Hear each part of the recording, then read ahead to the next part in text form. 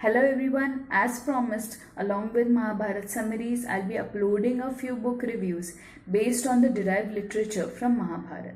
And today's book is Radheya by Ranjit Desai.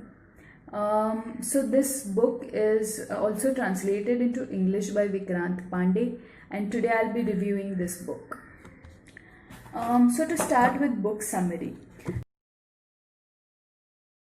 So the book is about Radheya or Radha's son, who is Karna, and it starts with Krishna paying visit to Karna when he is the king of Anga, and ends with Arjun killing Karna on Krishna's advice. In between, it covers all the events that happen in Mahabharata. And along with these political events, it also looks at the personal life of Karna, his relationship with his wife Rishali, his son Rishasen, his foster parents Adhirath and Radha, his birth mother Kunti, Krishna, and his friends Duryodhan and Chakradhar. So basically, this book looks at both the political and personal aspects of Karna's life. So what did I like? So one is the beautiful language. So Ranjit Desai is a very renowned author in Marathi. His language is not too ornamental, but it's very free flowing and it's very good to read. So that's one thing I liked. The second thing that I liked is all the characters that are dealt with in this story are looked at from a very humane level. So normally Krishna is seen as God in the story of Mahabharata, but in this book even he is looked at as a human with some good qualities and with some flaws, and this makes the story very relatable. So what are the things that I disliked? One of the major things that I feel is Mahabharata is a story of very grey characters.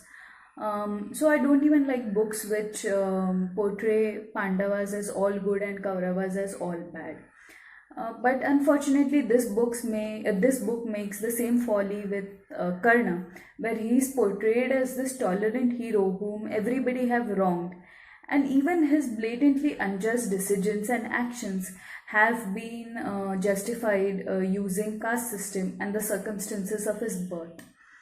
While I feel that these things can, of course, explain his actions, but they definitely don't justify them, and this point has been missed out in the book.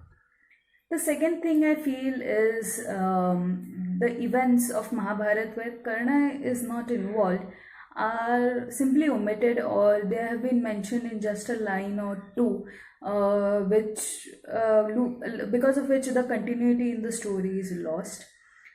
Also, some of the characters from Mahabharata who are in contrast to Karna, especially Arjun, it was important to bring out his character well in the book, to build on his story and character as well, which can actually tell us more about the enmity or the competition that is there between Karna and Arjun, because that is one of the highlights of Karna's life. And without bringing out Arjun's story, it is not possible to explain completely Karna's actions and his behavior. So these are the few things that I disliked about the book. But overall, I'll rate the book a good 3 on 5, especially because of its beautiful language. So please go ahead and read the book. Happy reading. Please subscribe for stories from Mahabharata and other book reviews, and I'll keep bringing out new videos every week. So please subscribe to get notified about them. Thank you.